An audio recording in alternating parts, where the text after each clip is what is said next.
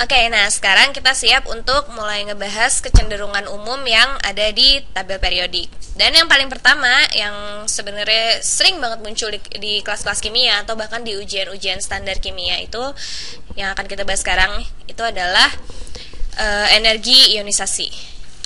Ionization energy. Ini energi ionisasi. Apa sih energi ionisasi itu?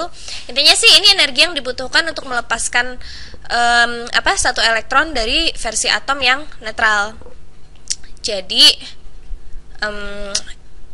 energi ionisasi ini adalah energi untuk melepaskan elektron. Energy to remove an electron. Nah, kalau kalian nggak tahu ion itu apa, kayaknya ini waktu yang tepat untuk ngejelasin ya.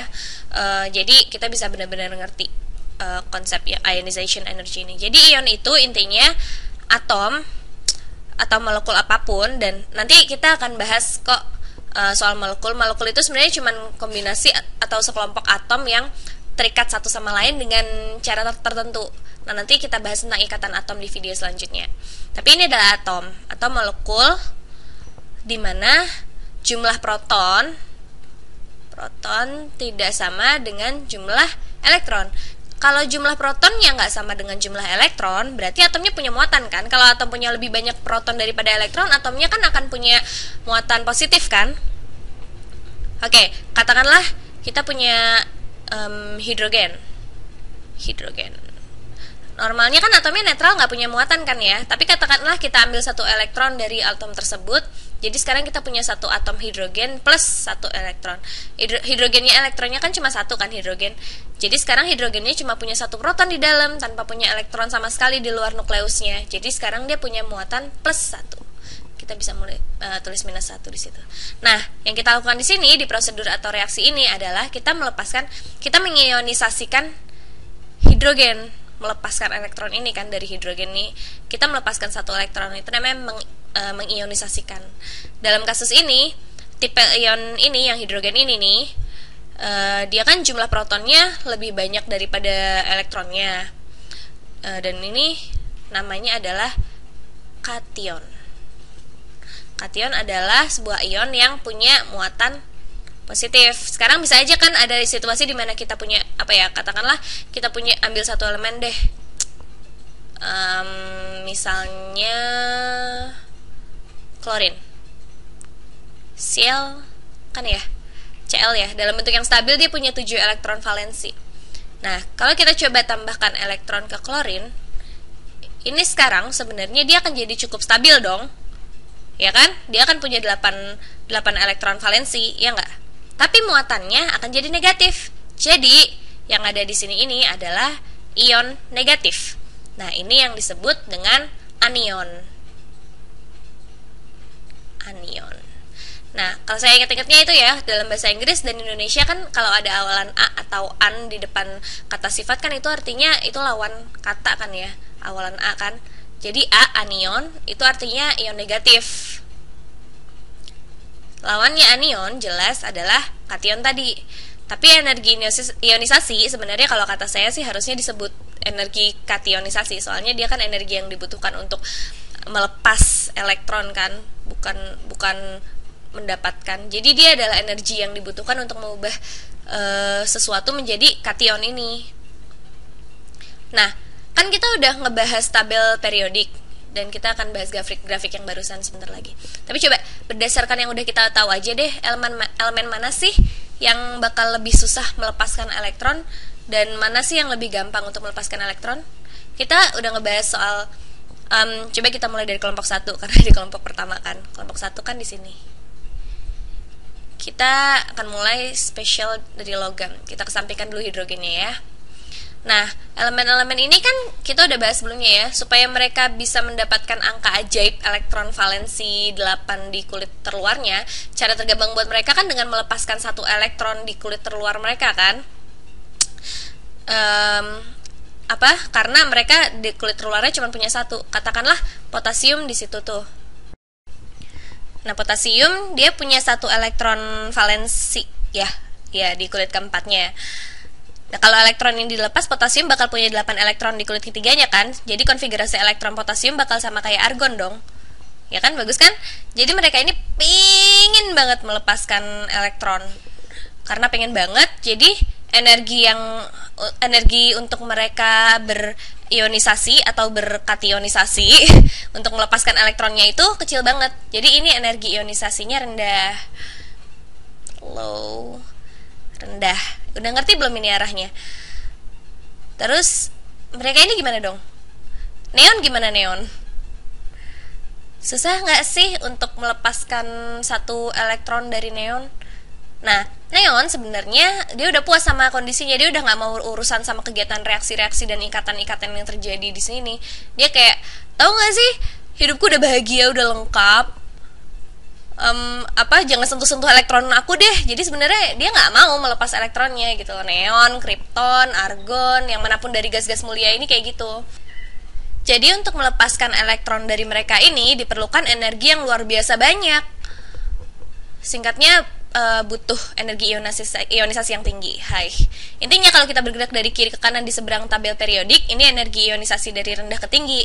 Banyak orang yang harus menghafal ini sih, tapi kita nggak perlu kok. Kita cuma perlu bilang, lihat deh, mereka ini kan punya satu elektron ekstra yang selalu pengen mereka buang. Mereka punya 2. Jadi idealnya sih mereka pengen ngelepas mungkin kedua elektron itu ya, semuanya sih ya idealnya. Tapi elektron pertama nggak mau loncat sejauh elektron pertama yang ada di sini, karena elektron pertama di sini kalau dibuang atomnya langsung jadi sangat stabil gitu loh. Kecenderungan ini sebenarnya kelihatan banget sih benernya. Dia yang ini jelas nggak akan mungkin mau melepaskan elektronnya dia nih. Yang ini udah tinggal sedikit lagi konfigurasinya jadi kayak neon. Jadi dia pasti nggak mau dong mundur dan melepas oksigennya.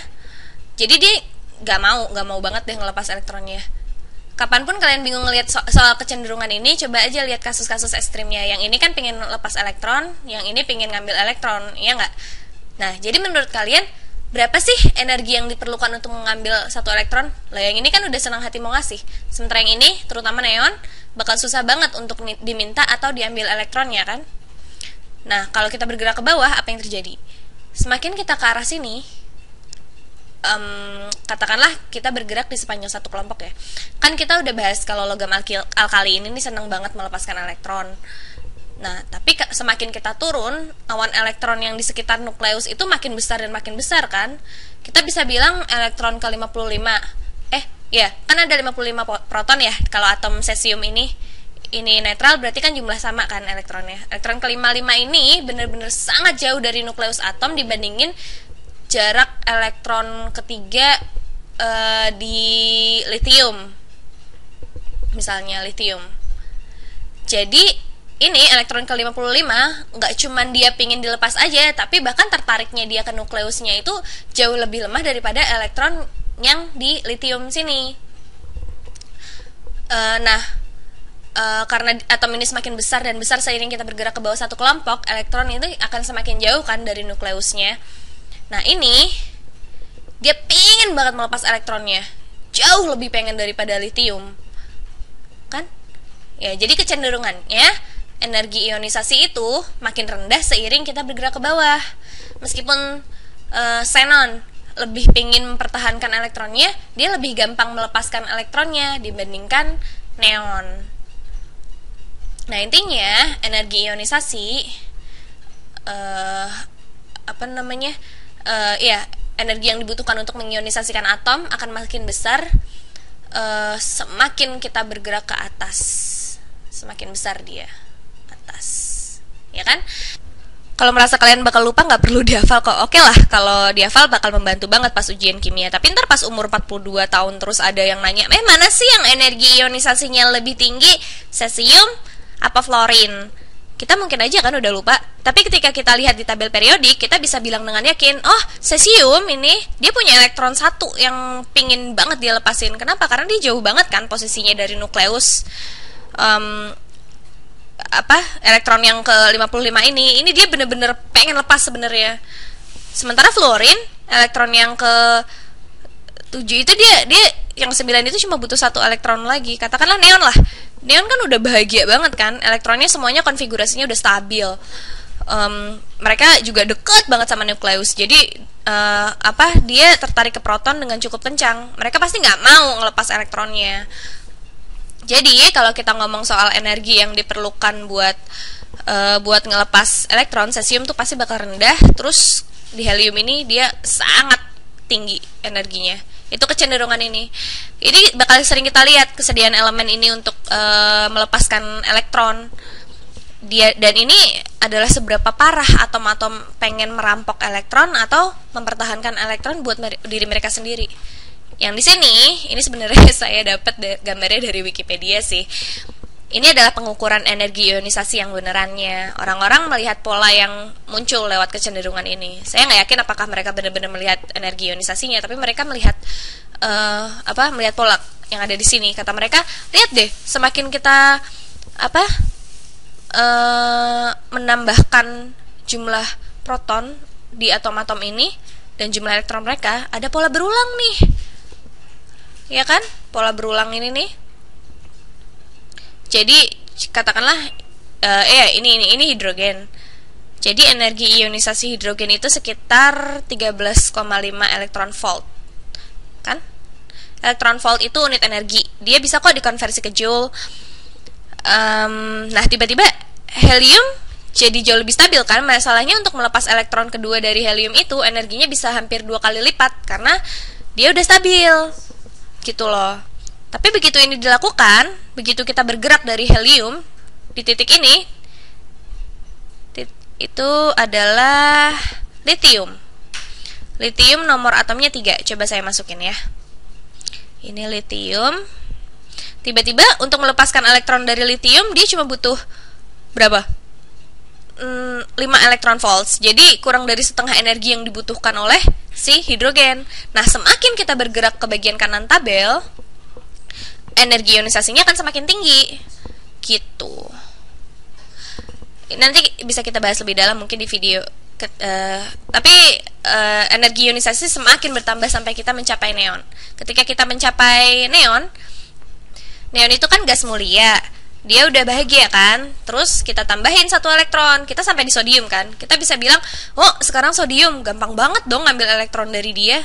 Nah terus energi ionisasinya turun deh, drop.